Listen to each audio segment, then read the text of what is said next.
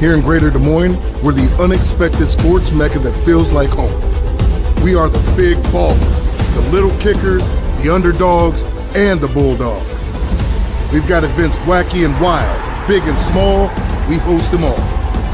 That old sports cliche, nobody believes in us? Nah, when you come here, you'll believe it. Because in Des Moines, only the S's are silent. Let's go!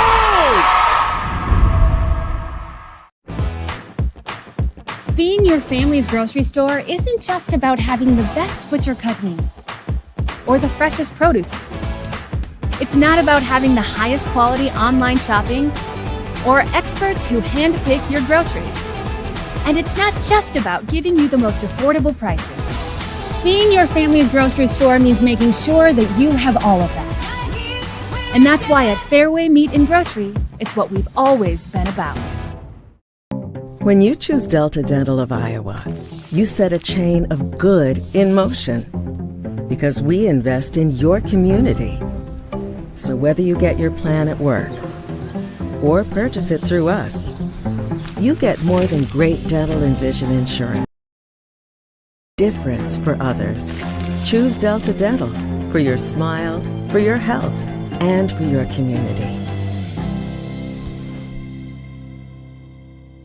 In Iowa, we all play by the same rules. Hard work pays off, practice makes perfect, success is something you earn, and teamwork helps us all be winners.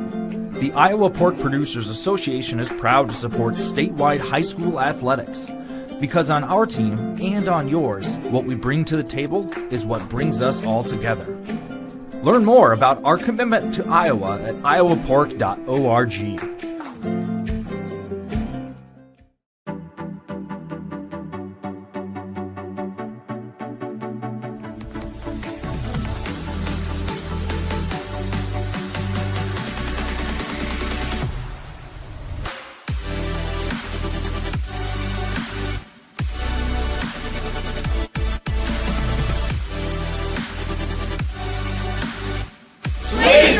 For you.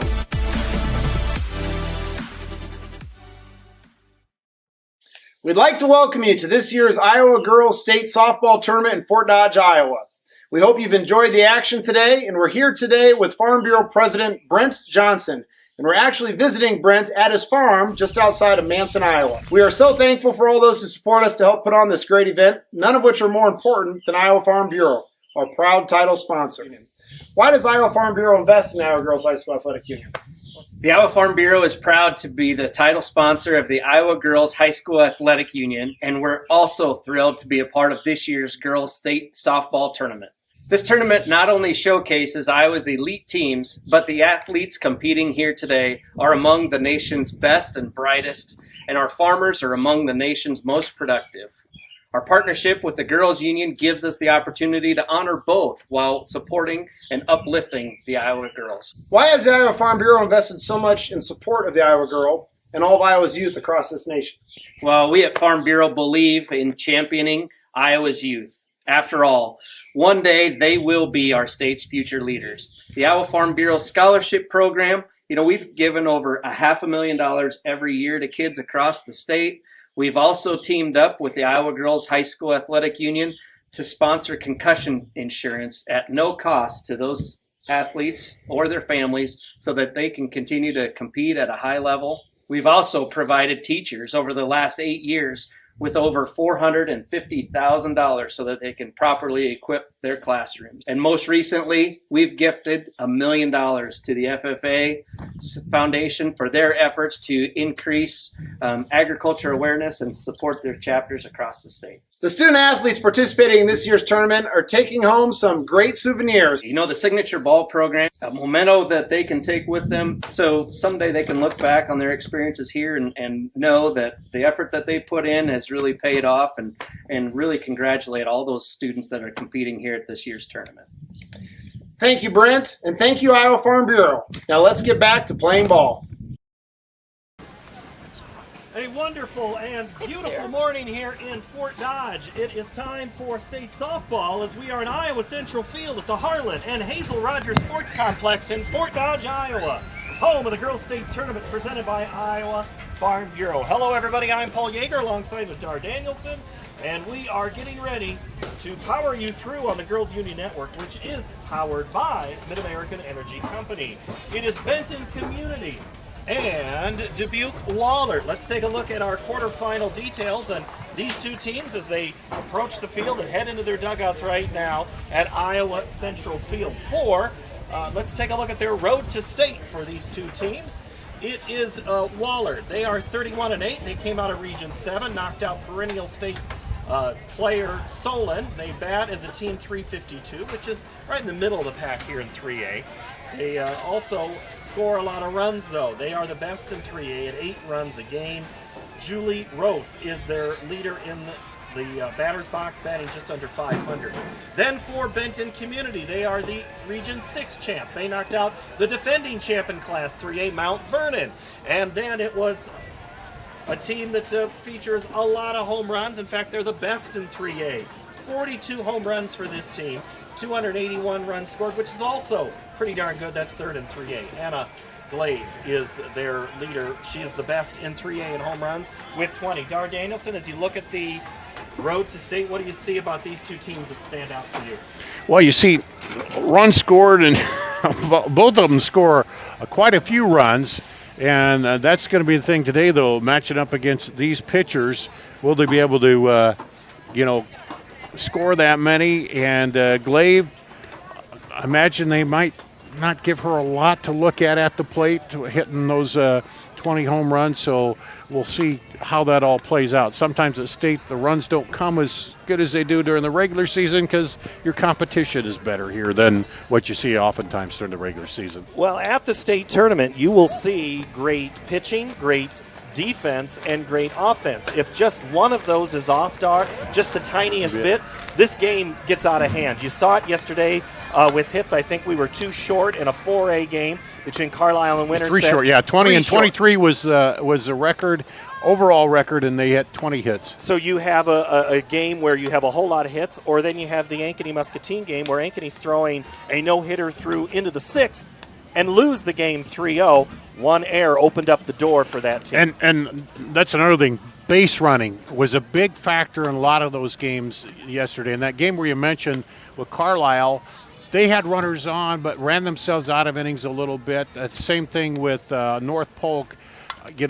Sometimes you're a little more aggressive, or if you come in being aggressive, you're still aggressive here, but if you have a little better catcher and a little better defense you're playing against, they may throw you out more. So that is, base runners can be precious, so you got to be careful when you're base running too. 5A and 4A completed yesterday. Half of 3A, Williamsburg knocked out Albia at a game on Kruger Seeds Field, and then Esterville Lincoln Central beat Davis County on this field to end the night last night just after 10 o'clock. We begin today, Dubuque Wahlert and Benton Community on this field. Over on Kruger Seeds Field already underway, it's Davenport Assumption and Saydell. So, Dar, and then we have 2A and 1A as the day goes on. In 3A, Williamsburg give up a home run in the first inning to Albia, and then it is all Williamsburg after that. That Davis County Esterville Lincoln Central game a little closer as it went on, but then towards the end, ELC started to pull away. As you look at Assumption and Saydell back-to-back years here in Class 3A in the tournament, after not being here for a long time, if ever. I'm just a little blank on that. Against this Davenport Assumption, which has been in the title game more times than not in the last decade. So you have experience, but you don't have it in this game either. It has been a long time since Benton's been here, as well as Wahlert. So you have the gamut. What do you see as an advantage? Someone new who doesn't know enough to be scared, or someone who's been here before? Well, sometimes that we saw, two seeds and a 1 seed fall yesterday. Sometimes you have that little chip where you're the lower seed. You look at that and say, hey, we've got nothing to lose. Let's throw it out there. Or on the other side, sometimes as that higher seed, maybe there's a little more pressure there, and you play a little tighter than what you might. And I think we saw just a little bit of that yesterday in some of those games. And those games, we didn't see a lot of games where the I mean, we saw some big scores where team dominated, but the games finished and they went a long time. We didn't see any early exit 5-inning games or anything like that. So we'll see how it plays out today. That's why we got behind those who were tuning in. Sometimes you tune in and your game, what the heck, and the other game's still on, and that's what happened yesterday. Well, you have a couple of, classification differences here. You're looking at this Wahlert team, 5 freshmen, 1 sophomore, 3 seniors on this team. And then for Benton, they are a pretty good mix of juniors and seniors with a couple of sophomores, but there is 1 8th grader, Elena DeMoss, in for Benton. But here's the thing about Benton and their experience, Dar. They played in the state basketball final this year, and there's a couple of those players that have been on that big stage. So it doesn't matter the sport. As we get smaller, you have the girls playing all these sports. How does that translate? Well, I think that helps because you have the leadership there and a little bit more of knowing how to play on that big stage. I do think the lower you go in the classes, there's a bigger separation between the teams than you have in the upper classes, meaning 5A you have, 5 CML teams in 5A, and they've all played each other throughout the year. 4A is a little bit that way, but as you get down, you have in the lower classes some of these teams that may have not have played each other throughout the season, may not have played as strong a competition throughout the season, and sometimes that shows up here. Well, in softball, though, that's a little different because there's so many of these teams that come to this exact complex to play in the regular season, where you might have a North Polk play a Martinsdale St. Mary's, or Fort Dodge plays somebody in 1A or 2A. So in softball, that's a little bit different, but when you talk about regions of the state, look at 5A. I'm going to use your example. It's going to be 2 CIML teams, winner out of that semi, versus 2 Mississippi Athletic Conference. So you're going to have an East versus West final in 5A for sure there. In 4A, you could still have Central Iowa versus Eastern Iowa if North Scott would able to beat Norwalk in that game, where it's for sure going to be a Central Iowa team, either Winterset or Fort Dodge. We need to take a quick break. We are going to have some pregame festivities where we meet all the players and get you ready for softball, which is first pitch scheduled at the bottom of the hour at 11:30. 76 beautiful degrees from Fort Dodge. Back in a moment. You are watching the Iowa Girls High School Athletic Union Network, which is powered by Mid-American Energy.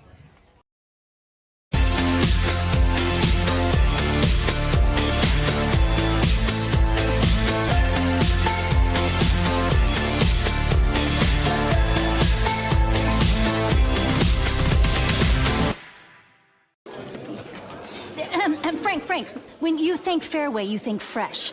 Is that the winning culture you've tried to create? Penelope Pineapple, what an unbelievable produce performance. How does your team stay so fresh? Sunkissed Orange. Is it true Fairway has offered the freshest produce in town since 1938? What can we say? Our produce is so fresh, we're speechless. When you choose Delta Dental of Iowa, you set a chain of good in motion because we invest in your community. So whether you get your plan at work or purchase it through us, you get more than great dental and vision insurance. You make a difference for others. Choose Delta Dental for your smile, for your health, and for your community. Hello, I'm Brent Johnson, an Iowa farmer from Calhoun County and president of the Iowa Farm Bureau. As proud title sponsor of the state softball tournament, the Iowa Farm Bureau is dedicated to creating a vibrant future for Iowa through partnerships and programs that help cultivate individuals with great character, a strong work ethic, and exceptional leadership skills. Making it to the state tournament is a great accomplishment that takes a lot of support. That's why we provide millions of dollars in awards, grants, and scholarships that recognize athletic and academic excellence. The well-being of Iowa students is also very important to Farm Bureau. That's why we provide concussion insurance coverage at no cost for all students in grades 9 through 12 who participate in a sanctioned sport. As just one of only 7 states to provide this coverage, it's just another way we're striving to support Iowa's outstanding young leaders. So, from the Iowa Farm Bureau, congratulations to all the players and coaches on an outstanding season, and good luck in the tournament.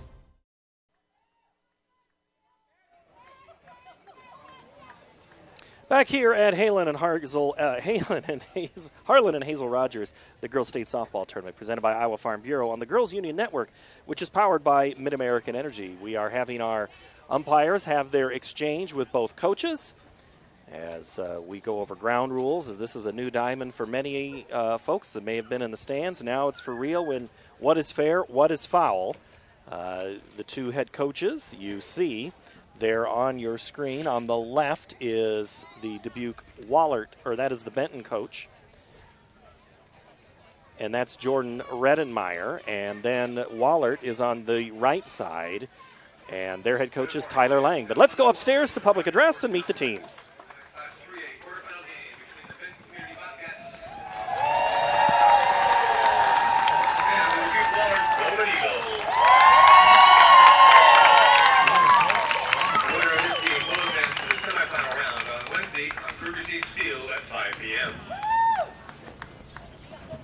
Ladies and gentlemen, Harlan-Rogers Park and all IGHSAU games are part of an abuse-free zone. Good sportsmanship and positive behavior for all spectators are expected at all IGHSAU events. We request your cooperation by supporting the participants, coaches, and officials in a positive manner. Profanity, racial, or sexist comments or other intimidating actions directed at officials, athletes, coaches, or team representatives will not be tolerated and will result in offenders being ejected from Rogers Park for the remainder of the tournament. We thank you for your cooperation and invite you to enjoy the game. Now, let's meet the non-starters and assistant coaches for Benton Community. Number 2, Ellie Williamson. Number 5, Hayden Moore. Number 8, Mary Phillips.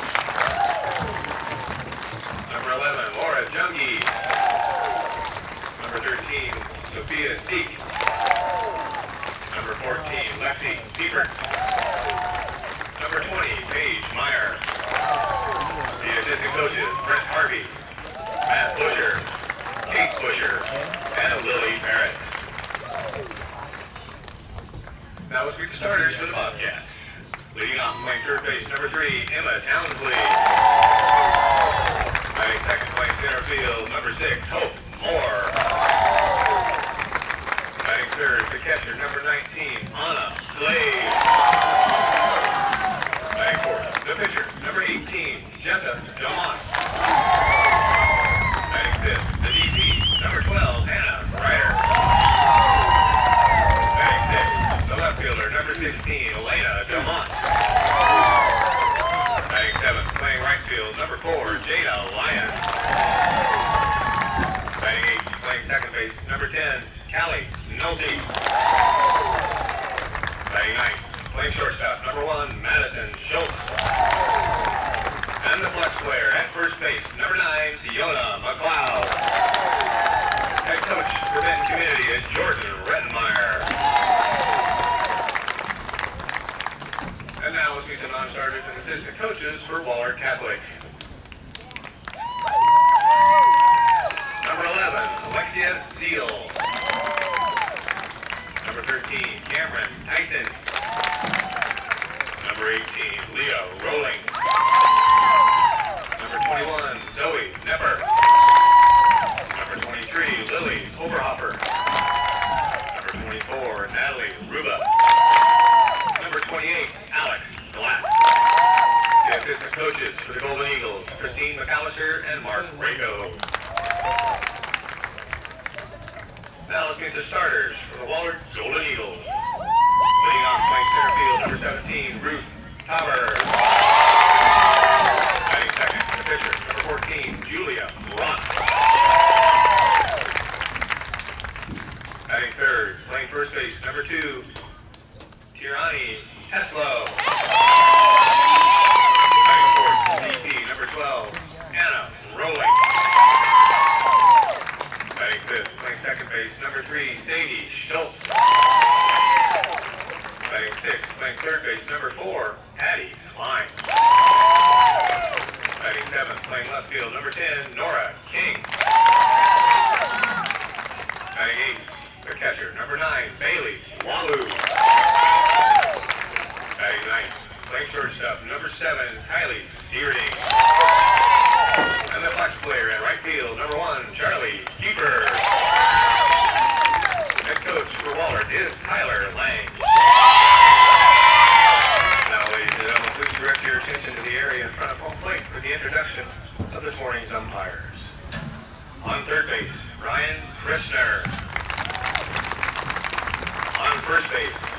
Christner. And calling balls and strikes, Terry Giovanni. Ladies and gentlemen, it's time for state tournament softball.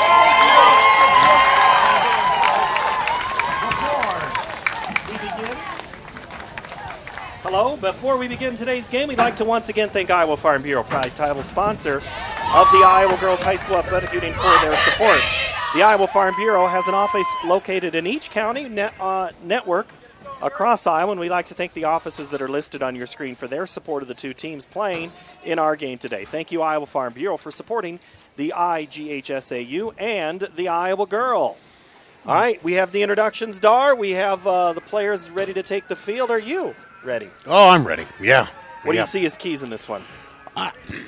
Some of the stuff we talked about, come out and try to limit your mistakes, smart base running, and, when you get runners on, you got to take advantage of it and try to get them in here. And sometimes a little slow start for the pitchers. They may give up a few hits early, but then they start to get in the groove. And so you take advantage early if you can in these matchups. Well, Wahlert will be in white, as will Benton, so we'll do our best to keep everybody square, especially when they're wearing the exact same colors. Yesterday we had a few teams all wearing black, but today it is all white pants for Wahlert with white tops and the word Wahlert written on the front in blue font with a yellow background trimmed in blue. Benton Bobcats will wear white pants trimmed in blue and yellow on the left and right side of those pants, and the baseball-style button-up jersey in the front with Bobcats written in the cursive font with blue and yellow piping both down the middle and around each side. As we get set, let's take a look at our defense. Nora King in left for Wahlert, Ruth Tauber, Charlie Kiefer. The infield is Addison Klein, Kylie Sieverdine at short, Sadie Schultz at second, Tierney Teslow at second, and your battery is Julia Roth and Bailey Wallou. For Benton, they'll lead off with Emma Townsley, Hope Moore, Anna Glave, Jessa DeMoss, Hannah Greiner, Lena DeMoss, Jada Lyons, Callista Nolte, and Madison Schultz. We're ready for action as Emma Townsley will stand in from the left side once she gets the green light to do so. And we're going to start softball. 76 degrees at 11:32 on this Tuesday morning, day 2 of the Iowa Girls High School Athletic Union State Softball Tournament from Fort Dodge. Chamber of Commerce Day, and we're underway. First pitch is a ball. Defense playing pretty much straight away, even a little shallow for the slapper, Townsley. Not a lot of breeze out there either, really. We have a legal pitch.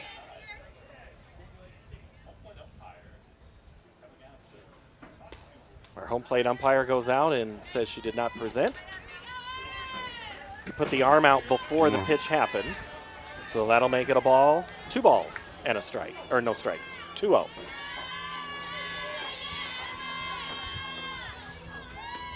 That pitch is put into play towards third, fielded quickly, high off the glove of the covering Teslow, and on base is Emma Townsley with an infield. We're going to call that an error. So an E on the throw. And what did we talk about, Dar, in the beginning? Errors. Yeah, and Teslow could have reached a little higher there. I mean, the throw was high, but early nerves you get sometimes. The bunt is placed, and it's fielded by the catcher, but in foul territory. So Townsley, who's at first, will go back to first after she'd already sprinted down to second. Hope Moore is down on the count, 0-1. She wears the long ponytail out the backside with some sparkle accoutrements. And that pitch misses out of the zone, and it's even at a ball and a strike. Yeah, some go with the color in the hair, some go with the sparkle or the other items in the hair. That really looks like it's sprayed in, but I'm sure it's just braided in. The pitch is under the bat and out of the zone. 2-1. Moore playing center. She's a senior.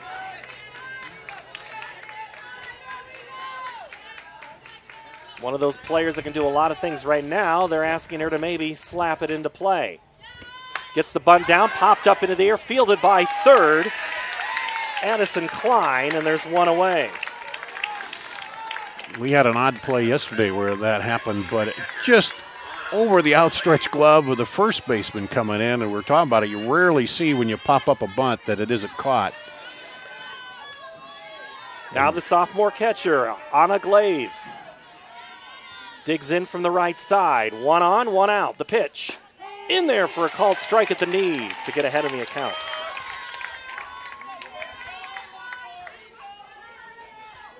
Roth, after that initial error, is trying to settle in, but facing the meat of the order.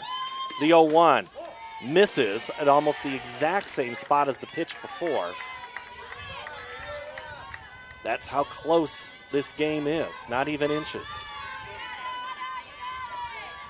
The pitch. Hit into play towards short. Over to second. They'll get the force on the lead runner. So Townsley is erased on the fielder's choice. Glaive will stay on the base. And Townsley is the second out as the play goes 6-4. And we will have a courtesy runner coming in for Benton. And that's Lexi Pippert. Which should be your IMT insurance substitution. Learn how you can be worry-free at IMTIMS.com. It's a good thing you're a veteran of this broadcast, Dar. Well, it takes a while. You weren't here yesterday. Get in the groove. You'll get it. All substitutions all day long and all tournament long. So Benton with a gift early. Right now, not been able to cash it in. DeMoss, first pitch, gets away from the catcher. Scooting down to second will be Pippert.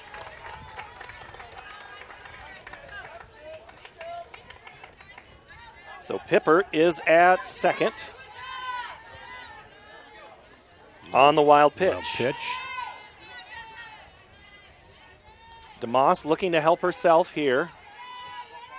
The pitcher for Benton Community. The 1-0 is a called strike. Now, the last time Benton was in the state tournament was 2018. There was a really good softball pitcher for Benton in that era. Amber Pfizer. The 1-1. Hit towards short and caught on the little flare. DeMoss is retired on the soft liner. And Wahlert's able to escape the jam. We'll take a break. You're watching State Tournament Softball, here presented by Iowa Farm Bureau. What's affordable to her might not be for him. Our means may be different, but our need for energy is the same. And keeping the price for that energy as low as possible is exactly what we strive to do. It's what we've always done. Investments made 10 years ago have kept prices nearly unchanged. Investments made today will help keep prices predictable for the future. With energy that's cleaner, reliable, and affordable for all. An energy future that's American-made. Mid-American. Obsessively, relentlessly at your service.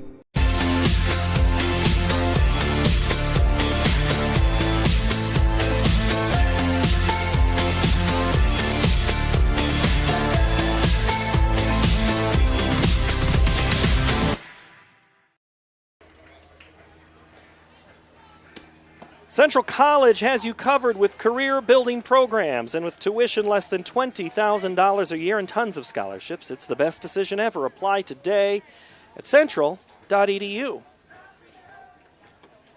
Benton gets a runner on, able to get a runner to second and no further as Wahlert calms down, and now they'll come to bat. They'll send Ruth Tauber, Julia Roth, Tierney Teslow, Anna Rolling, Sadie Schultz, Addison Klein, Nora King, Bailey Wallou, and Kylie Sieverding. They'll do battle for Benton's pitcher. And it's a good one. Jessa DeMoss, the junior. This is her 30th game of the year through 139 innings and a third. An ERA of 2.36. She's struck out 138. Has a record of 16-9. And Tauber has 10 doubles, 4 home runs, 496 batting average, so pretty heavy stick for the leadoff batter. One of 5 freshmen for Wahlert. The pitch is a low one and a ball. 5 freshmen and you're playing in the state tournament. That's off to a good start if you're Coach Lang. Sometimes those freshmen don't know what they don't know. You're not supposed to get there with 5 freshmen in the starting lineup. That's what I was setting you up for in the open earlier. Oh, is that what it was? I was trying to get you to say that. You know, what you don't know what you don't know. It's a great phrase. 2-0 the count to Tauber. That Pitts catches the zone.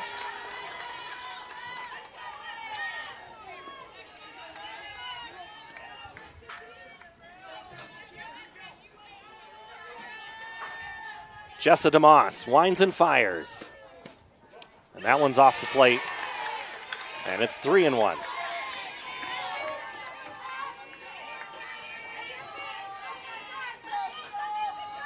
Coach thinks that Ruth is very patient at the plate. Let's see how patient she is at 3-1. Looks at a ball up near her eyes, and the leadoff runner is on for the Eagles. So both teams get the leadoff runner on here. Let's see if Wahlert Benton's got hung up at second. We'll see if Wahlert can push it any farther. Julie Roth comes in, another freshman, the pitcher.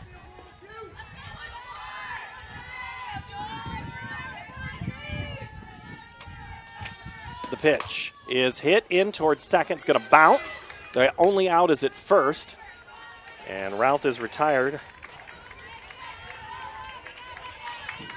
Yeah, that really left little play there the way it looped out there. If it's on the ground, you might even think it's second a turn and going to getting the lead. But there, just too much time as that one looped up.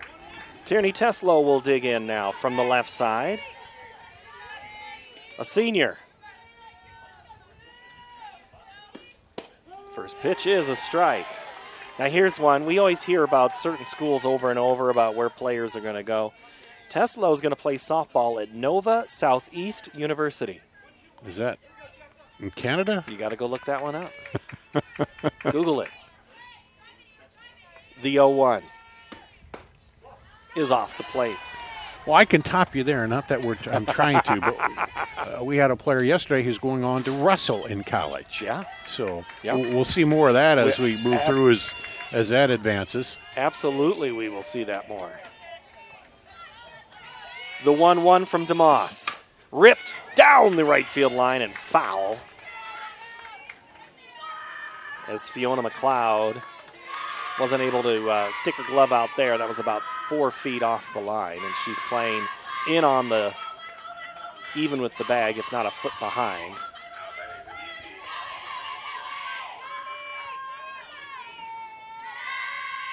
The pitch misses. And Tauber is at second. Has to retreat now on the ball. DeMoss is 2-2. Is outside for a ball. She really looked long before she put the brakes on the bat there.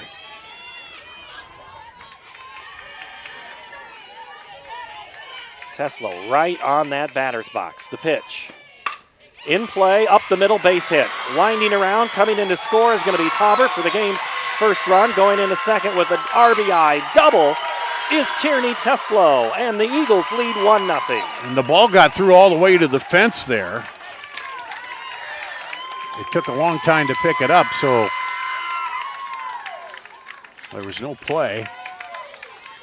And I think the runner didn't interfere, but it might have been a part of that. As you see here, the replay. See, yeah, the runner right there just got going as that ball was coming over for the shortstop.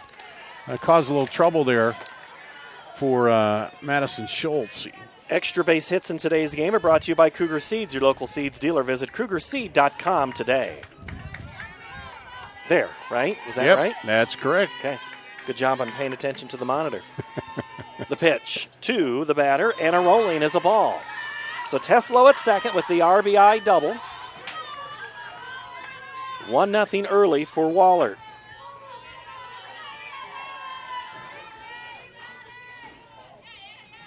Moss trying to get back even. Hit well in the air towards left center. That one is off the reservation and out of the ballpark. Home run, Anna Rolling. And the Eagles take a 3-0 lead on that long fly ball. Yeah, she just turned and cranked it. We'll get a replay here in a minute and see.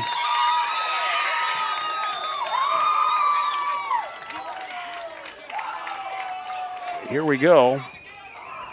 You see it right over the Southwest Community College sign out there.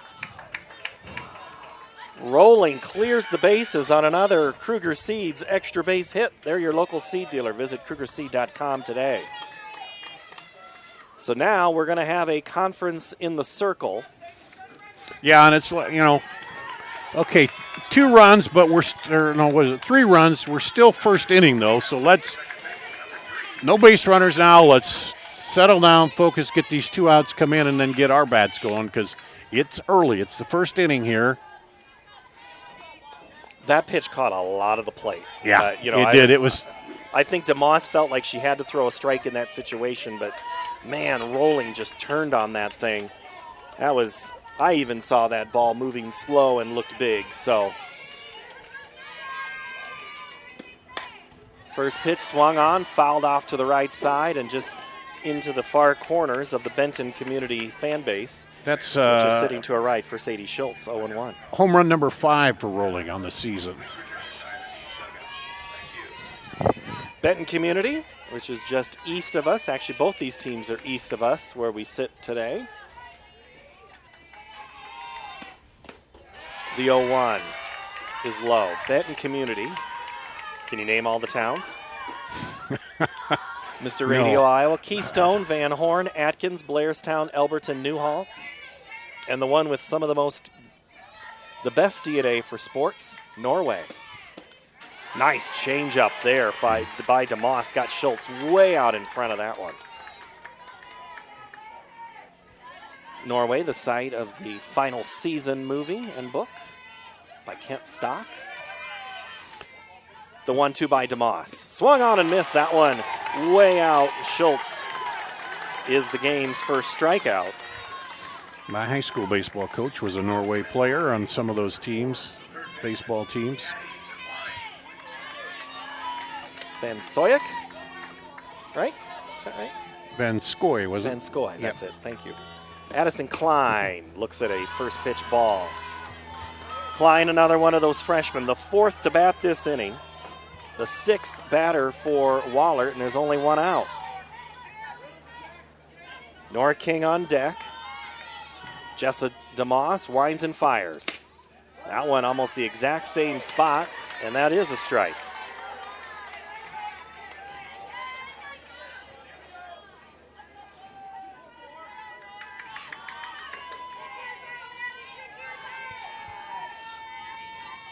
The 1-1. Curveball backs up enough, fielded across the diamond by Schultz over to McLeod to end the inning, but not before Dubuque Wahlert puts 3 on the board, including a long fly by Anna Rolling. Dubuque Wahlert leads Benton Community 3-0 here on the digital network powered by Mid-American Energy.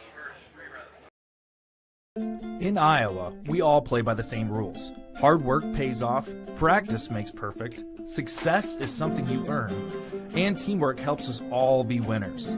The Iowa Pork Producers Association is proud to support statewide high school athletics. Because on our team and on yours, what we bring to the table is what brings us all together. Learn more about our commitment to Iowa at iowapork.org. Living your best life means something different to everyone, especially when it comes to healthcare. That's why Mercy One offers compassionate, personalized care. We are here for you with one team of experts, providing access to the primary care and highly rated specialty care you need, easily and conveniently. So go ahead, live your best life. We're with you every step of the way. Mercy One, your best life, our one purpose. Benton and Dubuque Wahlert here in Class 3A. This is the quarterfinal, game number 1 of the day. Dubuque Wahlert, 3-run homer, or 3-run first on an Anna Rolling homer. Griner, DeMoss, and Lyons due up for Benton Community. The first pitch on the way from Roth misses. A ball and no strikes. Hannah Griner, the designated player, from the left side. Watches that one out of the zone, shakes her head, looks down at her coach down that third base line.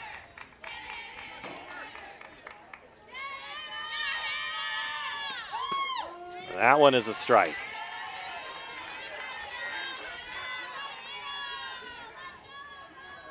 Griner kind of had some injuries this year. She's worked to work through some of those.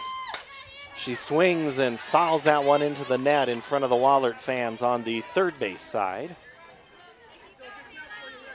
Diamond 2.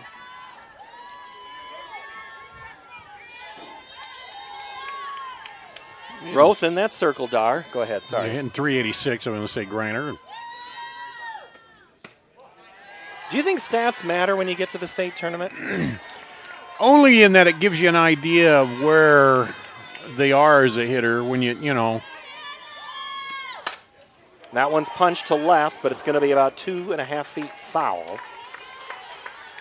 Because stats are what the coaches look at, scout on. They look at tendencies, but I mentioned it just because it kind of gives you an idea of where they're at. You know, when you start to see somebody like Glaive at 525, okay, she's a little step above as a hitter as the base on balls goes. And you mentioned it also in your open comments about these teams and who they play and the competition. And when you can hit 525, who are you playing? And, but then there's the flip of this in a way. The stats usually in the end out playing out. Yeah. Lena DeMoss swings at the first pitch and fouls it away. So I'm going to talk out of both sides of my mouth. Well, I mean, it gives you,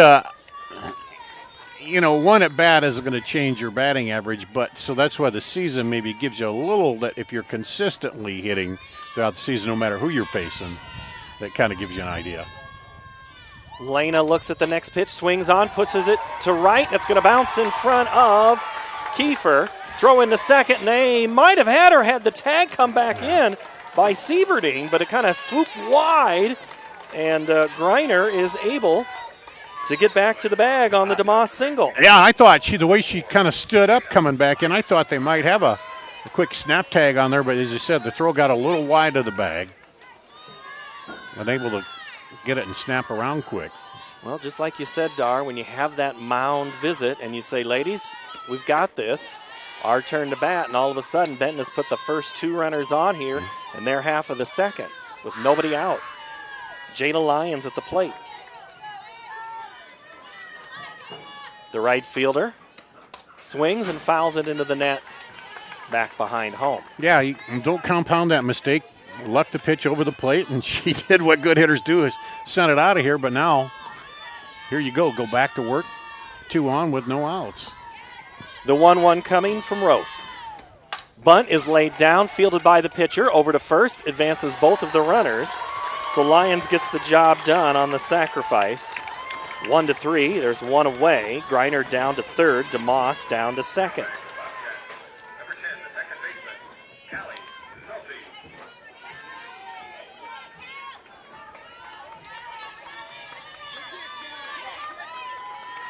And this is big. You get your bottom part of the lineup to push some of these runs across, and you got the top of the order coming back up. Nolte is the batter. Callista looks at a first pitch ball.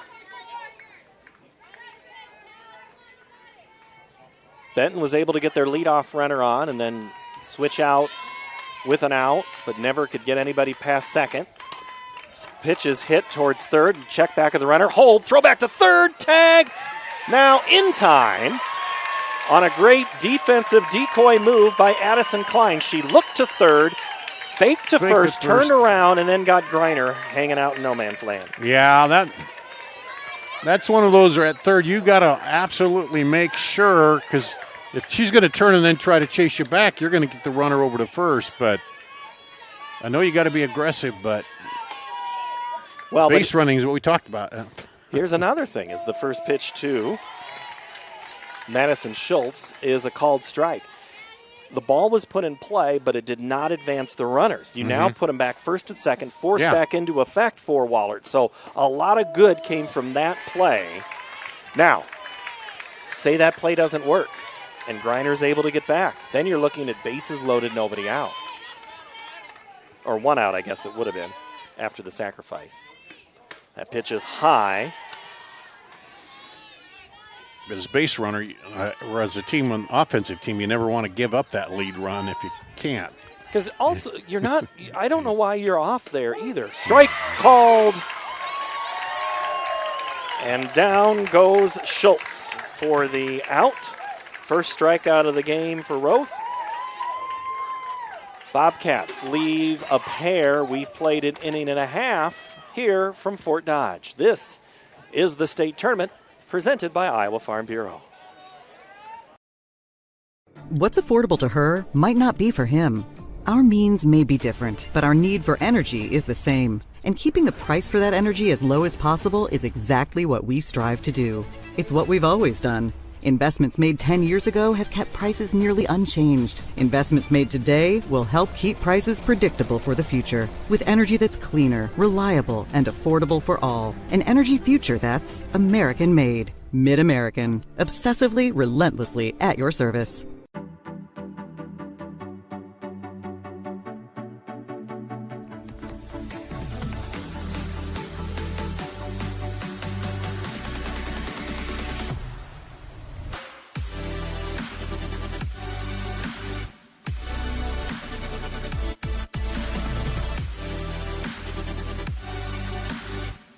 Ladies, the place for you!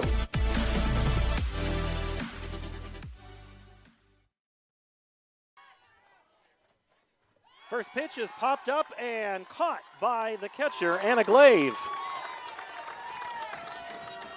One pitch, one out as Nora King fouls out. I think you have room here on these two diamonds at State, but not quite as much as I've seen at, some of the other regular fields they play on.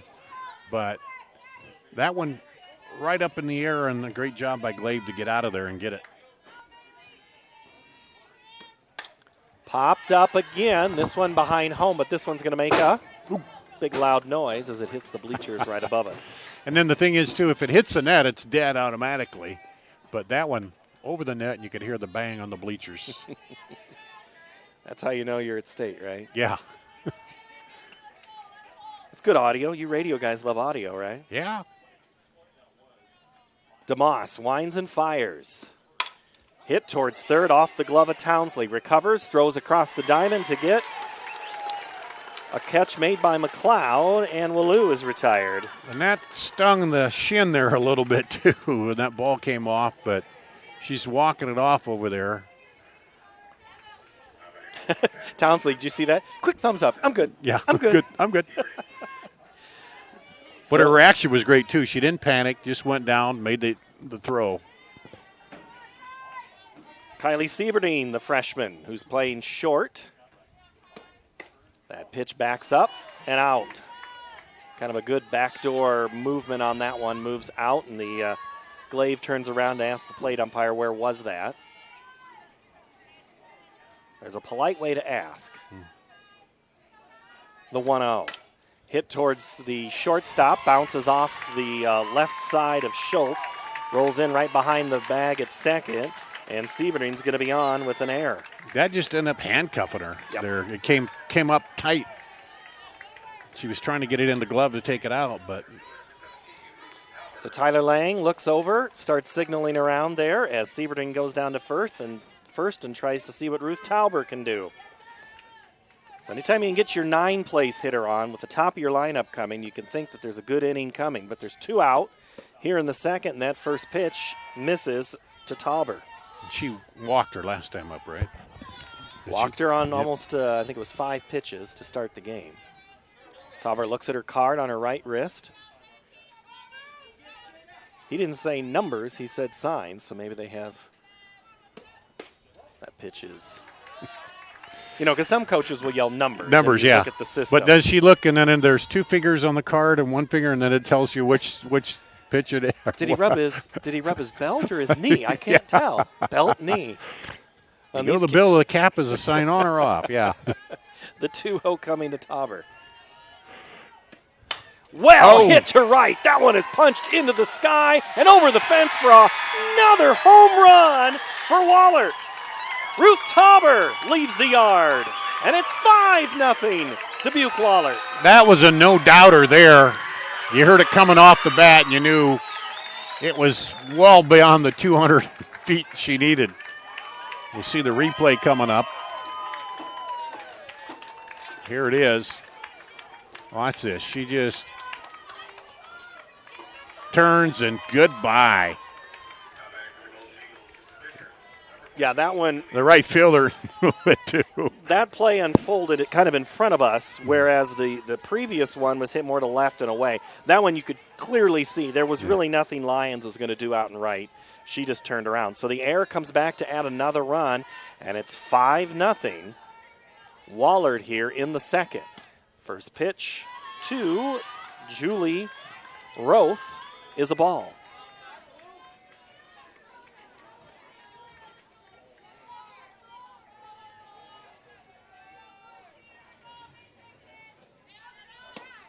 And Roth is one of their, she's third in 3A in home runs, second in RBIs. So not only can she pitch, she can handle that bat. She grounded out back in the second. She is ahead 2-0 in the count. That pitch backs up into the plate, hit towards center, going to be playable, and the catch is made by Moore. Not before Wahlert adds 2 more. They lead 5-0 here from Fort Dodge. This is the Union's digital network powered by Mid-American Energy. Here in Greater Des Moines, we're the unexpected sports mecca that feels like home. We are the big ballers, the little kickers, the underdogs, and the bulldogs. We've got events wacky and wild, big and small, we host them all. That old sports cliche, nobody believes in us? Nah, when you come here, you'll believe. Because in Des Moines, only the S's are silent. Let's go! When you choose Delta Dental of Iowa, you set a chain of good in motion. Because we invest in your community. So whether you get your plan at work or purchase it through us, you get more than great dental and vision insurance. You make a difference for others. Choose Delta Dental for your smile, for your health, and for your community.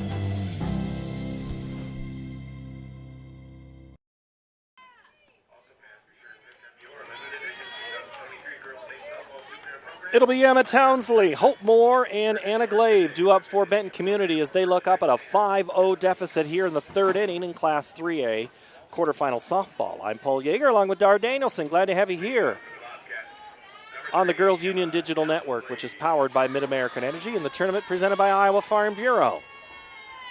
First pitch is a strike to Townsley. In her last at-bat, she reached on an error at third, and then was erased later in a fielder's choice. The 0-1 is upstairs.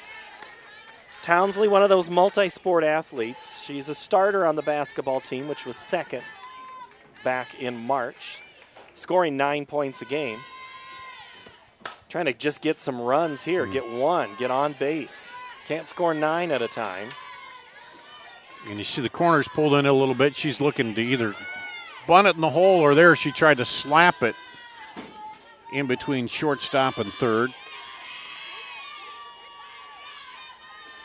The 1-2 is again slapped and into the stands, and it hit the net.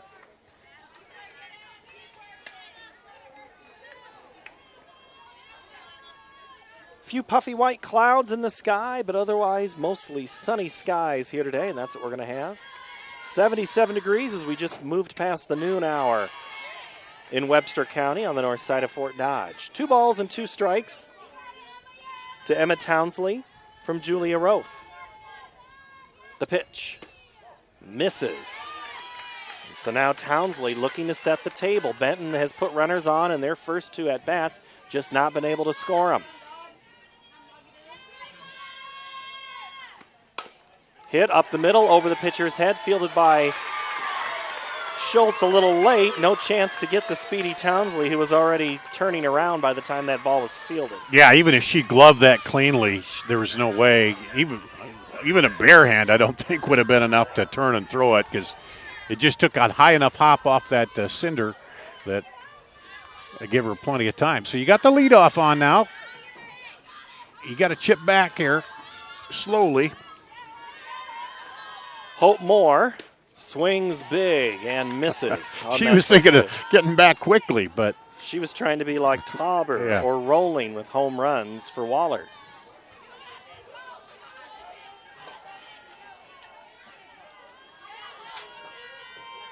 Shows bunt, gets it down. Nice one fielded at third. Throw down to first in time. Klein, quick throw to Teslo to get Moore, who moves up the runner. You're not trying to get a hit there. You're just trying to advance the runner, and if you get on base, that's a bonus. Yeah, if you get a good enough bunt where you can get on, it's a bonus. But, yeah, the main key is to get that runner over to second in scoring position, because getting a run across right now would be big in this inning for him, just to psychologically get something in there and get the goose egg off the scoreboard. Whew. Nice swing and miss.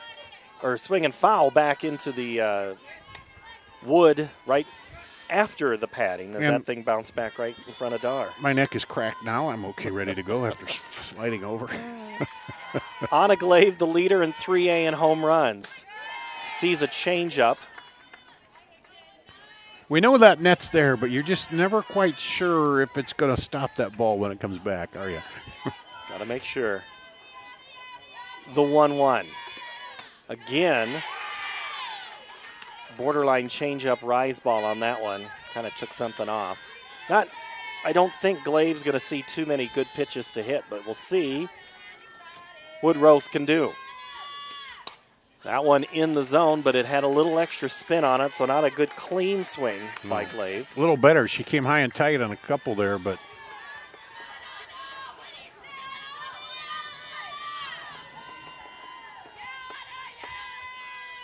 trying to get the bat on this 2-2 pitch. Swung on and missed for strike number 3, and that's a big out for Wahlert.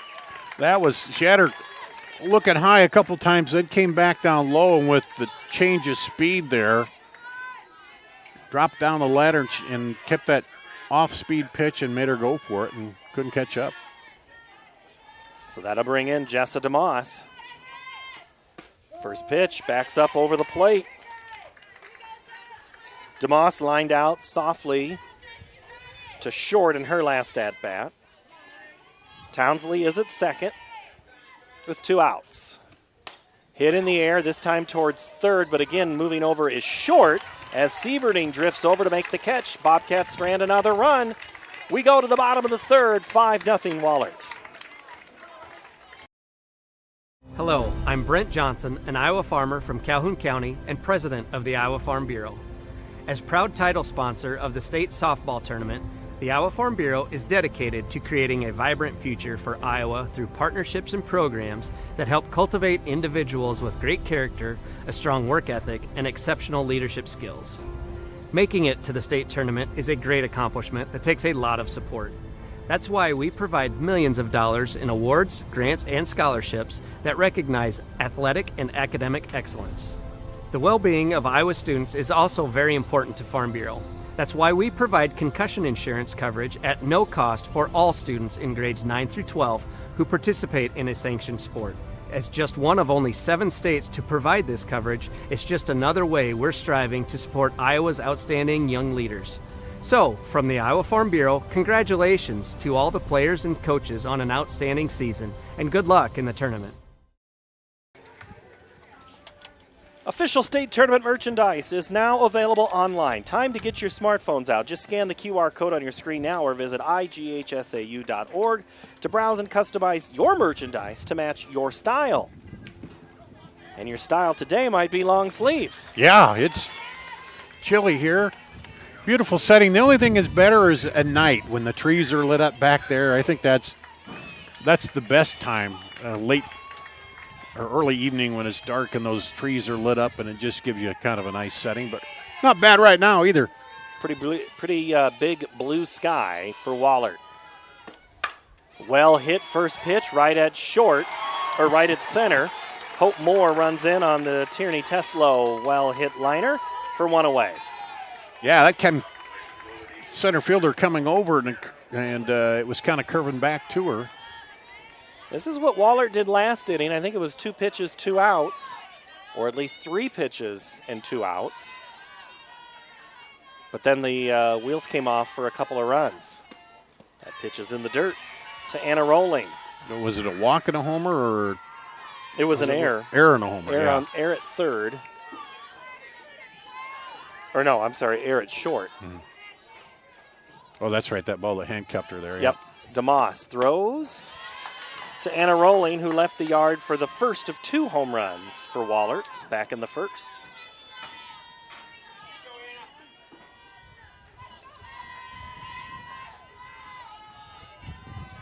Rolling watches that one go low.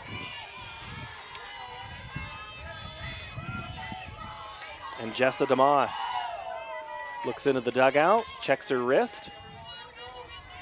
3 balls, no strikes, the pitch. Outside, Rolling on board with a 1-out walk. Yeah, being a little more careful with her, I think, after the home run on that one. So Sadie Schulte will come in. She struck out back in the first. Bats here with a runner on in the bottom of the third. Wahlert scored in each of their first 2 innings. First pitch, nice one. To Schultz is a strike.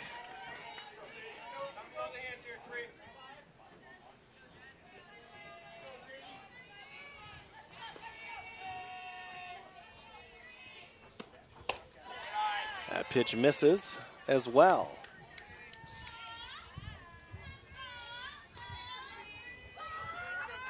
DeMoss looks into the dugout for the pitch.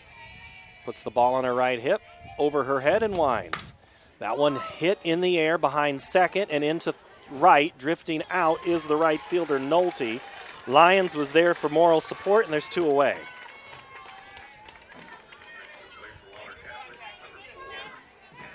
That one just kind of kept going. Normally you let right take that Yeah, one. I was wondering. Nolte kind of kept going out, but Lyons didn't really call her off, it didn't appear, so she had it. Because a lot of times coming in it's easier, and it's the right fielder's ball, but it worked out. First pitch to Addison Klein is a strike.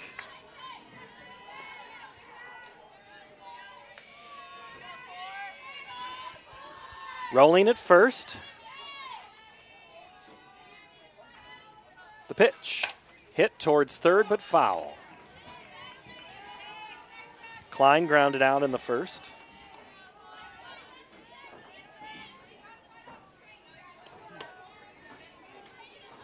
Up 0-2 on the batter. This would be a big out here. You could get out without giving up any more runs, come back in and try to get your offense going again. The 0-2 is popped into the net behind home.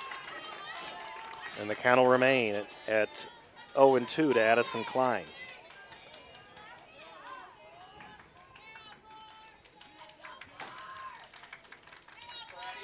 Klein also a volleyball player for Wahlert. That changeup misses. And Klein wasn't biting. If it had been a little lower, she might have looked at it because it looked like it was coming in straight and hard, but it's just a little too high out of the zone. A little too slow pitch-ish. That one in the low part of the zone, and Klein protects that low inside corner. Wahlert wearing the faux stirrup socks with the white, blue, or yellow, blue, yellow, blue, yellow, blue down the lines.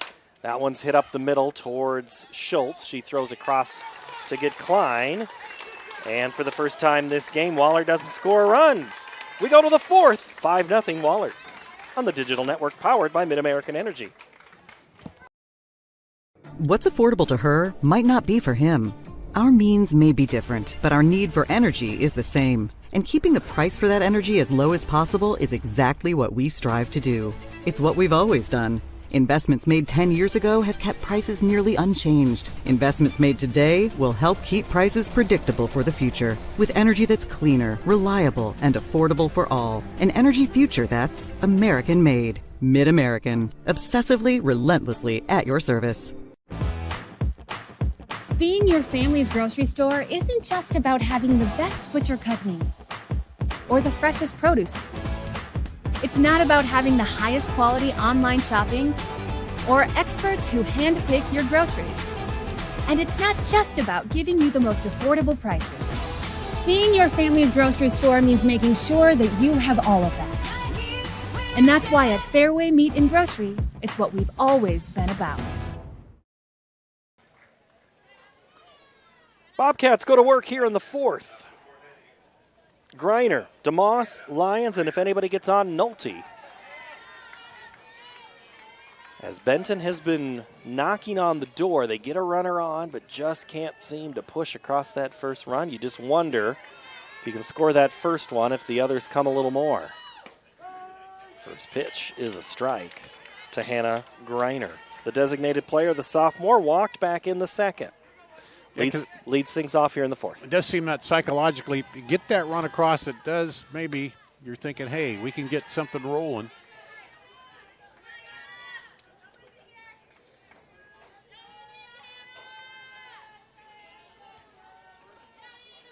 The 1-1 is fouled into the screen. Well, the coaches say that what they talk about with the girls is we're going to take everything, take it pitch by pitch, out by out, and inning by inning. They need quality at-bats. And they got to win every inning. Well, they didn't win the first or second. You could say the third was a push. They're going to try to win the fourth here. The 1-2 is fouled again behind home. You know, it's a complicated game, but yet it's a simple game. Yeah, you're right. You know? Yeah, because if you just have, you hit, you throw, you make good plays. But when all those things work together, again, fouled back. But you're protecting the plate, but if you start chasing pitches because you want to get back into it, then you start doing stuff you don't normally do, and you play into the pitcher's hands. So you're right. It takes some concentration and just to stay with what you got you here.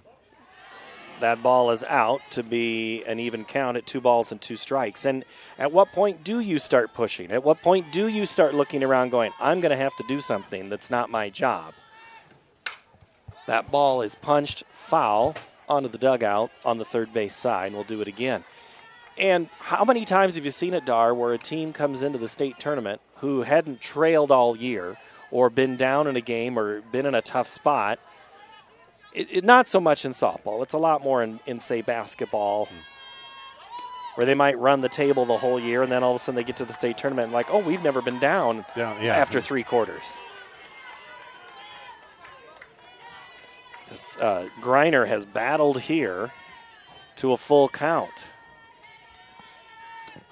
Swung on and missed.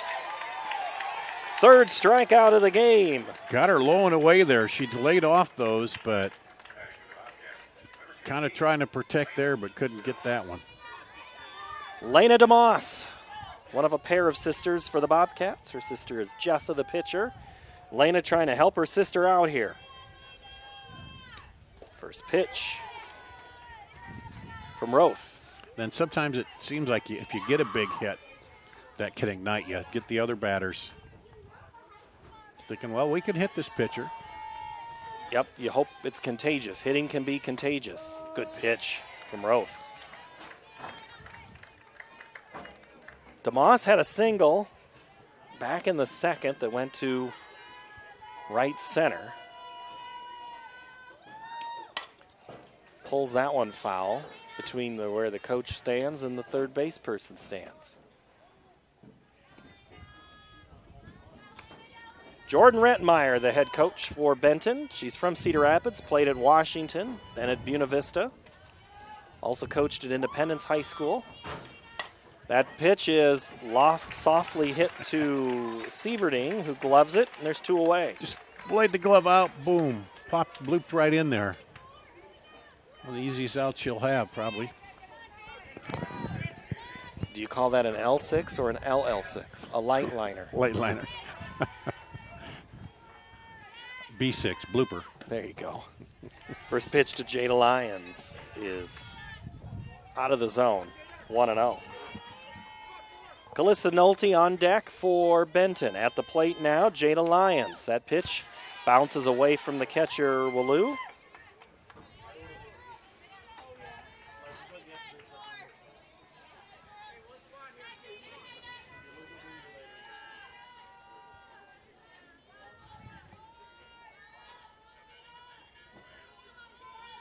The 2-0 is a strike. Lyons playing right.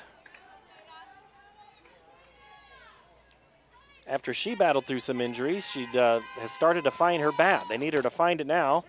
Fouls it off her in the box for a foul ball. As long as she's in the box, that's a foul ball. She's been playing a very good right field. They just kind of need her to have a little more pop in that bat. The 2-2 is popped foul right behind home. So this netting is at least 2 years old, if not 3, Dar. Is that about right? Yeah. Maybe 3.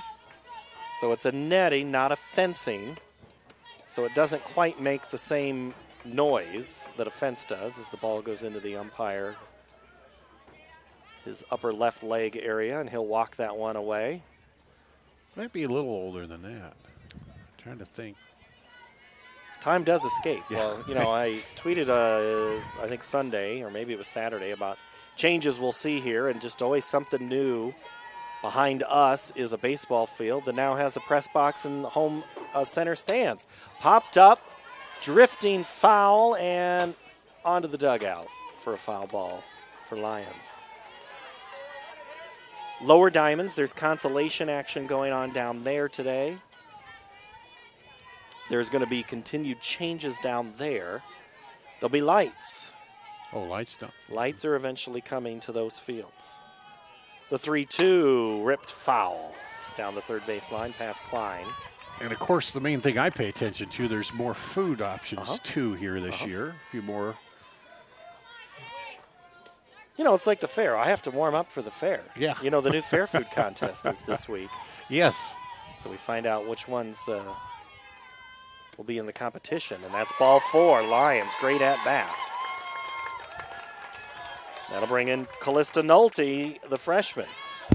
And I'm interested in seeing the Jack Trice, Kurt Warner, and Caitlin Clark and Butter, along with the Butter cow. Who's this Caitlin you speak of? Well, as I said, putting her in the cooler with the Butter cow is about the only way to cool Caitlin Clark off. She's about as hot a personality as we've had in Iowa in a while. Well, it goes with the saying, you can't stop her, you can only hope to contain her. Yeah. In the Butter cow. I'm going to have to use that for the story. The 0-1 to Nolte is... I get credit on that, buddy. You do. Yeah. You know, a friend of mine said, Sarah Pratt, Butter Sculptor, Nolte hit into a fielder's choice at her last at-bat. Now quick throw down to first, not in time, from Malou to Teslo. And Tierney there, the lefty, throws it back to Roth. 2 balls and a strike. The pitch. Hit behind second and into right field for a base hit. So Benton doing some movement of the lineup with 2 outs as back-to-back base runners reaching a walk and now a single for Nolte to bring up the 9th-place hitter, Madison Schultz. What a good piece of patient hitting by Nolte. Just waiting and finally getting the one she liked and dropping it over there for the single. And here, if you can keep this rolling. You saw the replay it dropping in. Swung on and missed. Good change up there from Roth. There's our look from behind center field where you see second pitcher punt. The bunt goes up and off the net, and that's a foul ball, as you say, dead as soon as it hits the net. You know, I was just thinking, the third baseman playing way back. If you lay down a bunt, you might be able to leg that out, but you got to get on top of it. Now behind 0-2 is Schultz. Swings and misses, and Wahlert slams the door shut on Benton. The Bobcats leave a pair. We go to the bottom of the fourth, still all Eagles, 5-0.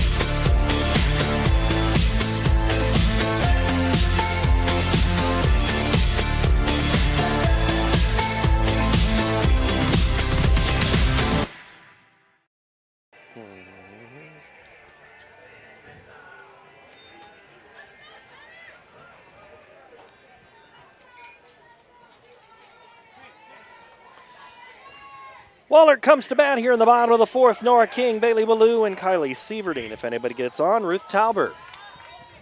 He's Dar Danielson. I'm Paul Yeager. Glad to have you here on this Tuesday afternoon. Opening game of the day. First pitch from Jessa DeMoss is a strike. Wahlert scored all 5 of their runs on home runs.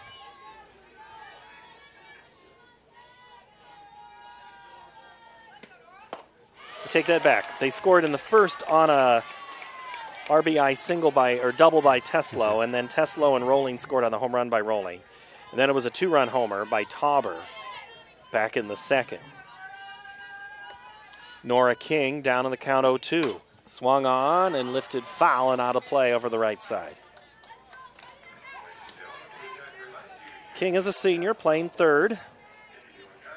But both the homers came with runners on, and that made it, they were both 2-run homers, so that made it even a bigger sting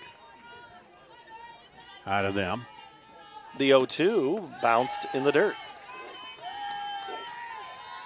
King is someone who's not played softball the last couple of years, decided to come out this year, plays basketball.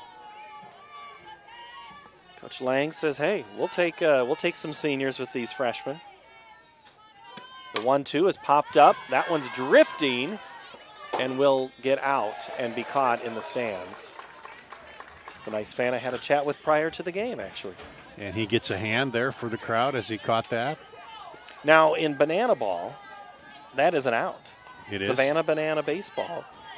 Any ball caught by when the are fans. That's coming pretty soon, isn't it? End of August. And they're sold out, aren't they? Yeah. The 1-2. Swung on and missed, gets into the dirt. The throw down to first in time as we nearly have a collision. King is retired with the K as Glaive goes down to McLeod, 1 out. Bailey Wallou.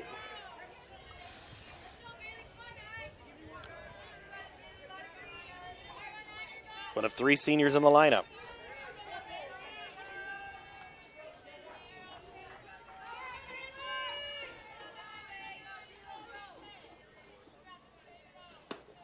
First pitch is a ball. She is one of those wrestlers. Bailey is. She's going to play softball, though, in town at Loris. She's going to be a Duhawk.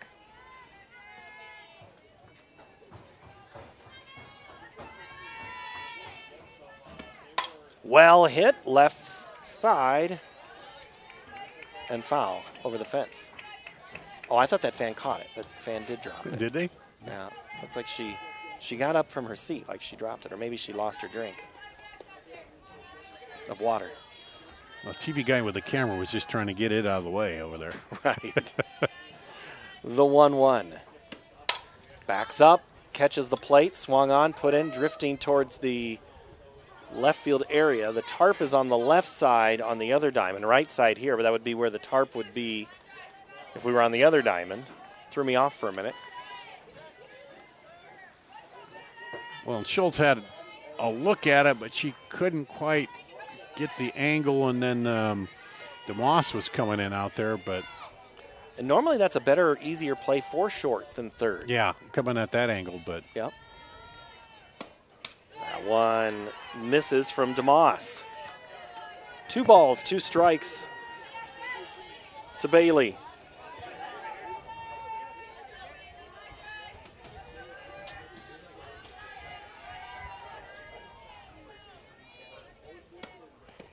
That one bounced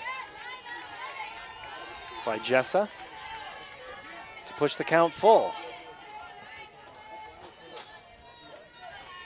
0-3-2 for Benton, 5-3-1 for Wahlert. And now it's a ball 4, and Wallou is on base with a walk. And she is going to be... Going to have a courtesy runner. Yep. I had to see who it was before I said who it was. It is Natalie Ruba. And any substitution today are brought to you by IMT Insurance. Learn how you can be worry-free with IMT at imtins.com.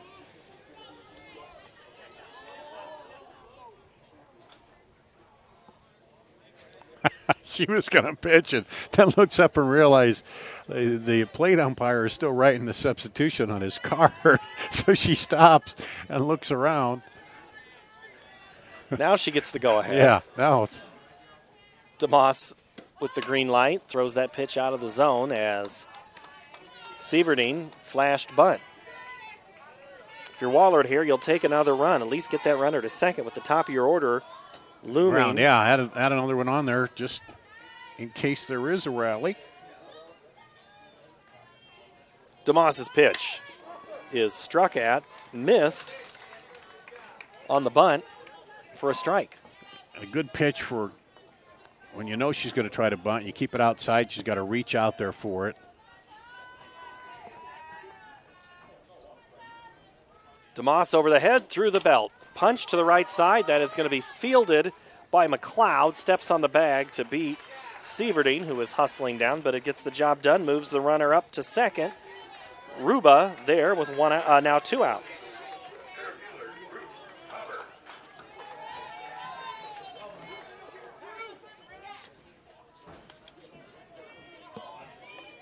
Tauber will bat from the left side. She had the 2-run homer earlier in this game. That was her last at bat. First pitch is out of the zone.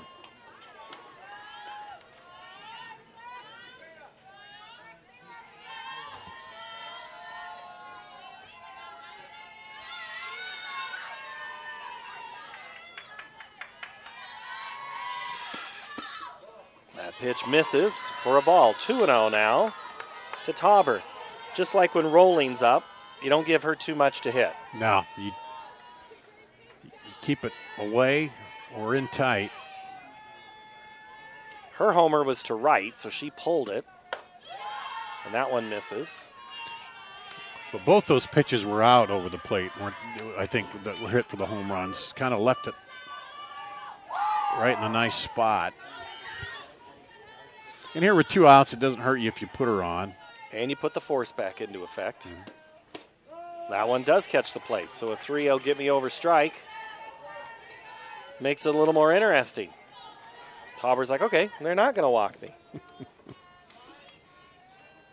You can signal automatic. Yeah. See what DeMoss does with this pitch. Hit in the air, drifting right at the fence in foul territory and gets over by a foot. So now DeMoss gets it back to a full count at 3 balls and 2 strikes, 2 outs here in the 4th. Yeah, Runner at second is Ruba. I think you still go away and hope she chases one and you don't give her a good one. Well, that one kind of backed up over the plate right at the last minute, the pitch. is put into play up the middle for a base hit. Winding around, Ruba's going to be waved and scored, and it's going to be a 2-out RBI single for Tauber, who's having herself quite a game. Well, that was perfect. She laid that bat out and just guided the ball into the hole between the shortstop and second. Just a great piece of hitting there. You watch the replay here. See, she just laid the bat right out there and took the pitch where it was, right into the hole. Didn't even a hard swing on it. And that's sometimes the sign of a very good hitter. Not trying to do too much with the pitch. This one is to Julia Roth, the pitcher, who's 0 for 2 in this game. She's now down no balls and a strike. Tauber's at first. Nice comeback pitch from DeMoss. That had some great movement.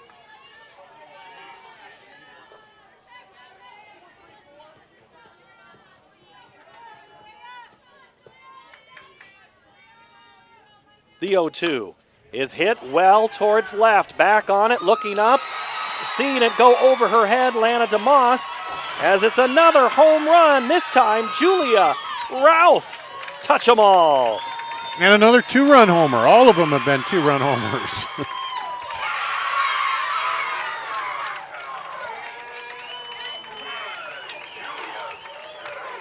You see the replay coming up here.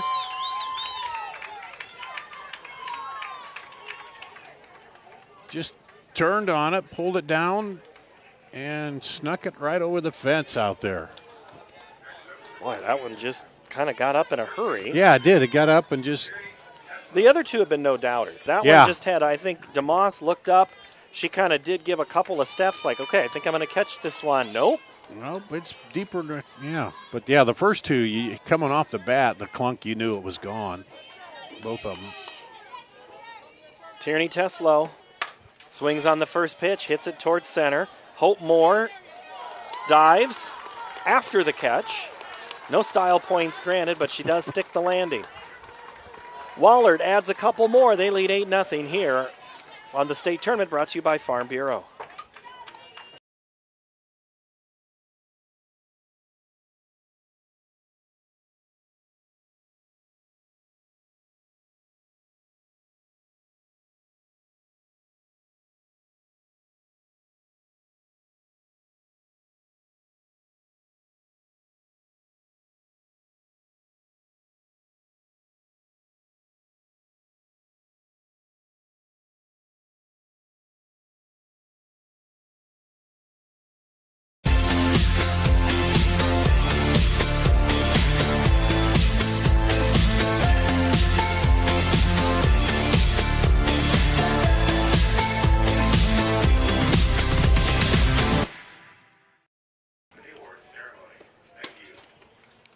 We want to let you know that Central College has you covered with career-building programs and with tuition less than $20,000 a year and tons of scholarships. It's the best decision ever. Apply today at central.edu.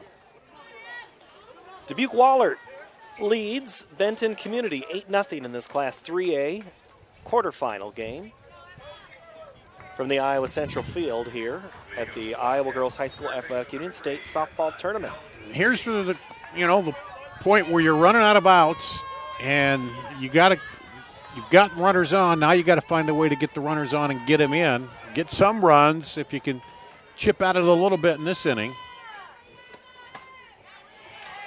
First pitch to Emma Townsley is swung on and missed. Townsley 1-2. It's Townsley, Moore, and Glaive. Townsley lifts it right at center as Tauber had come in on the slapper to retire the first batter. I see Coach Redmeyer, what I like, she's out there and just high-fiving him. She's trying to keep that energy up and thinking, you're looking out there 8-0, but still trying to say, hey, come on, we get a rally going. Confidence is huge in athletics, especially at this level, like it is at the youth level. First pitch to Hope Moore misses. The second is swung through and missed. Moore 0 for 1 with the sacrifice.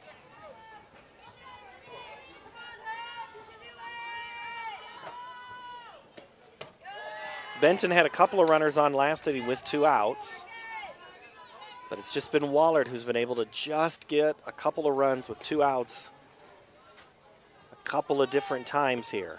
Swung on and missed again by Moore. Yeah, the homers, 3 home runs with runners on base. This is game number 1 on this field. That pitch is a strike, and it's number 3, so that means it is an out. Hope Moore sits down, and that'll bring in Anna Glaive.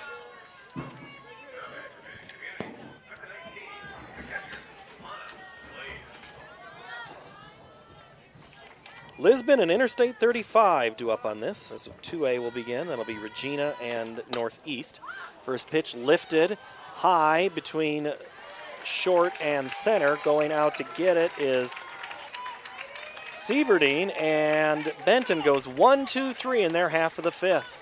This is the state tournament coverage presented by Iowa Farm Bureau.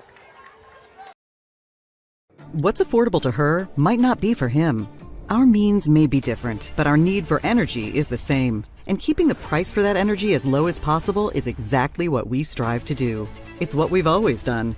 Investments made 10 years ago have kept prices nearly unchanged. Investments made today will help keep prices predictable for the future. With energy that's cleaner, reliable, and affordable for all. An energy future that's American-made. Mid-American. Obsessively, relentlessly at your service.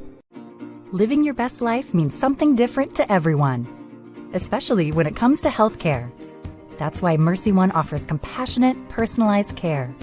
We are here for you with one team of experts, providing access to the primary care and highly rated specialty care you need, easily and conveniently. So go ahead, live your best life. We're with you every step of the way. Mercy One, your best life, our one purpose.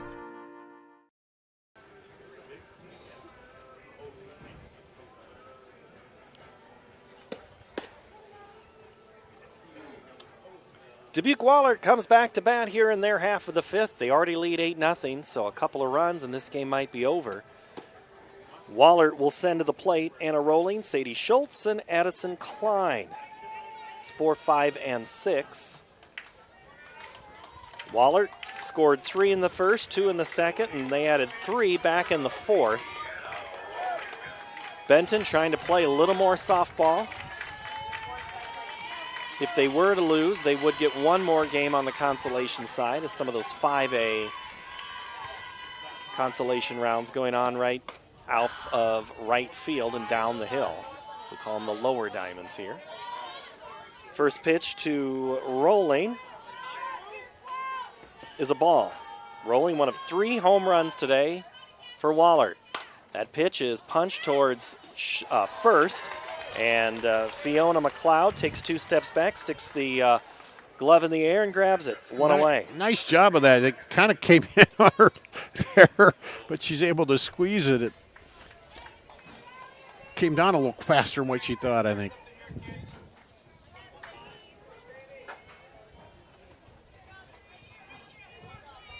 Sadie Schultz. First pitch strike from Jessa DeMoss. We got our intern Andy Pollock here. Do you want anything for lunch we need to send him to get, or?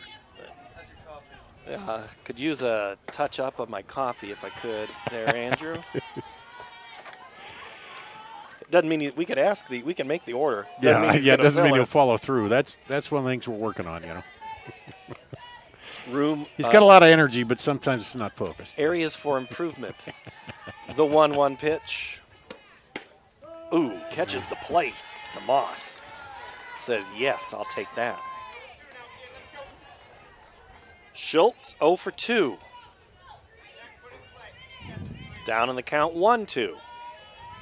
The pitch. Off the plate, 2-2.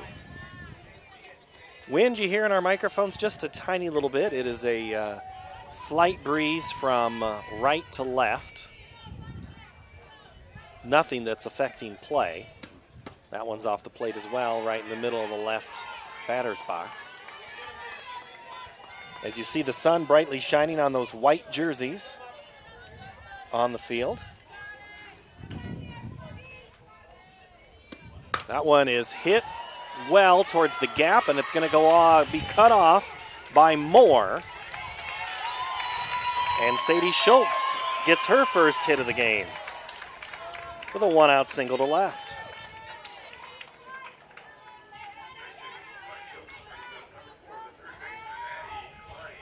Well, Addison Klein will come in, and Klein also hitless today. And each time you've said someone's hitless, they've gone and ended up with a hit. Yeah. Wahlert scored with 2 outs, with 1 out. Let's see what they do here with 1 out as the first pitch to Klein. That was a good one, strike. right knee high on the outside edge. That's a tough one to hit. Schultz will head to second, but that's going to be where the ball is out of the glove. And we'll have fielder interference anyway if Schultz would have been tagged out. So Klein will go down to first on a fielder's choice. So Schultz at second, Klein at first, and that'll bring in Nora King, who's 0 for 2.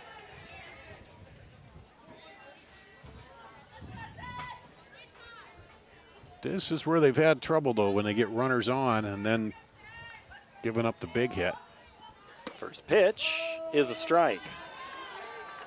King, a senior, popped up to the catcher back in the second, struck out in the fourth. Bats here in the fifth. 8-0, Dubuque Wahlert. 8 runs on 6 hits. That one is low, good stop by Glaive. 3 errors by Benton. Not necessarily the difference in this game, but it certainly made it what it may have been a 3-0 or 4-0 game, yeah. 8-0. It compounded the home runs by having runners on cases there. Good, excellent word right there, compounded. That's exactly what errors can do. They make a bad situation worse. Yeah, a home run, single home run is no mistake, but you have base runners and it just, as we've seen here, 6 of the 8 runs came on the home runs with a runner on. It's one thing to give up a hit, but when you have runners on and a legit hit to left or right, it's going to score another run and then another run.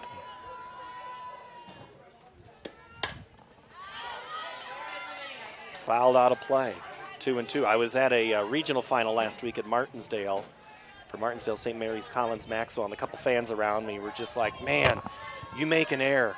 It is just, in softball, it is just blown up big time. I said, yes it is.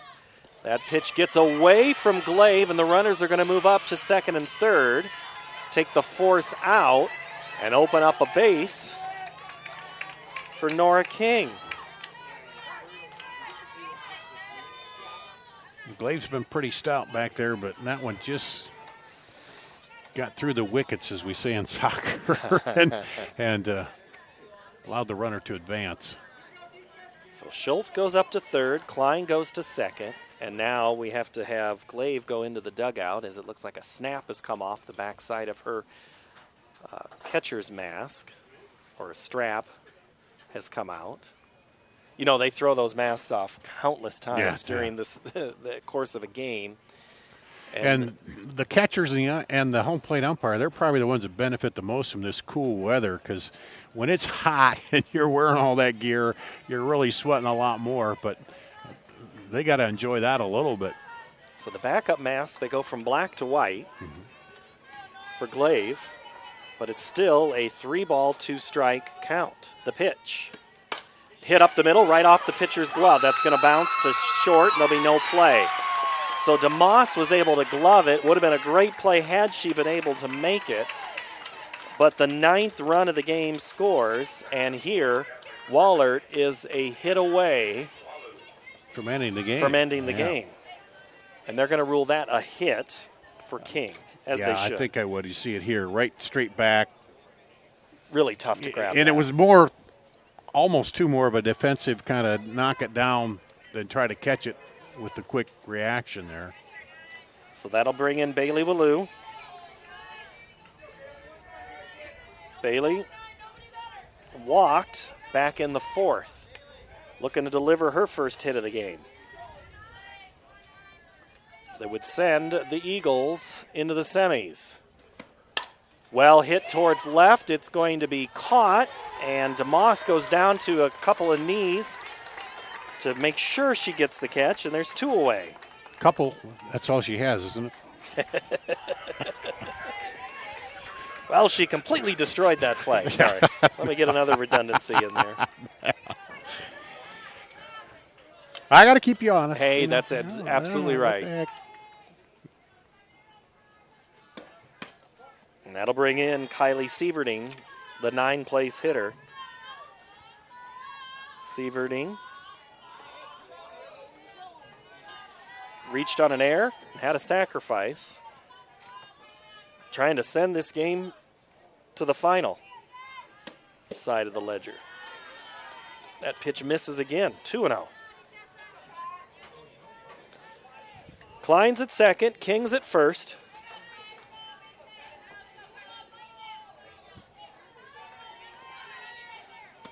That pitch is low.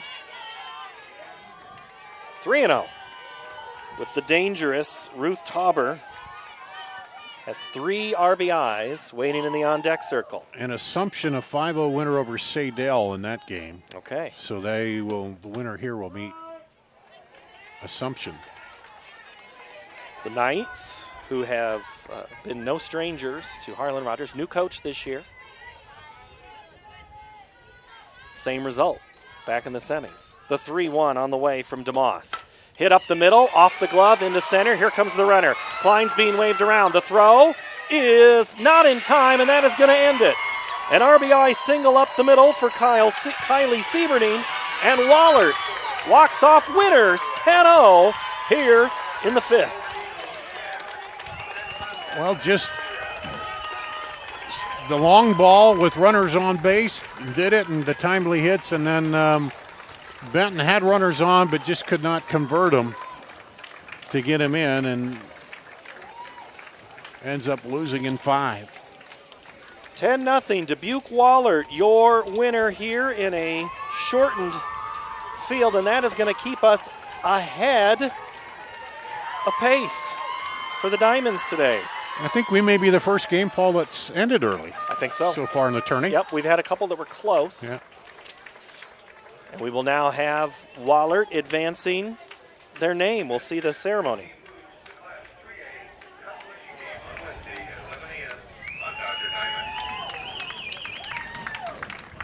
Golden Eagles fans, your team advances to the Class 3A semifinal game, where they will face Davenport Assumption on Wednesday at 5 p.m.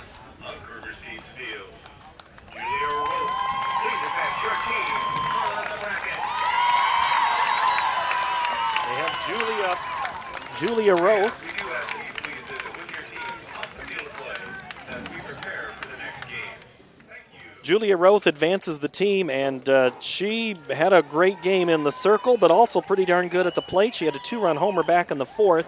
It was Ruth Tauber who had 3 RBIs. It probably put her as maybe the player of the game when it comes for offense. Yeah. But Roth tonight, this morning pitching, I want to say it was 5 strikeouts, enough to get the job done and enough to get her team into the semifinals. There's a look at your final score. Yep. 0-3-3 for Benton, 10-8-1 for Wahlert. Dar, what'd you see as the big factor in this one? Well, obviously, we mentioned having base runners on with those home runs, because early on, if you don't, then it's a much tighter game. But then Benton got runners on, but you never just push them across the plate, get that key hit. So they'll face Assumption on Wednesday at 5. And I think you and I are back later together, aren't we? We are. We are back this afternoon. We'll have 2A. We'll have Central Springs and West Monona. That game on this field at 3:30. So for all of the hardworking crew here from the Digital Network, which is powered by Mid-American Energy, and the tournament presented by the Iowa Farm Bureau, Jose, our director, our camera operators, thank you as well. Dar Danielson, always good to work with you. You too. And we will see you a little bit later, but more games coming your way. Thank you for watching. Dubuque Wahlert advances to the semifinals and a date with Assumption with a 10-0 win here on Tuesday afternoon. So long from Fort Dodge.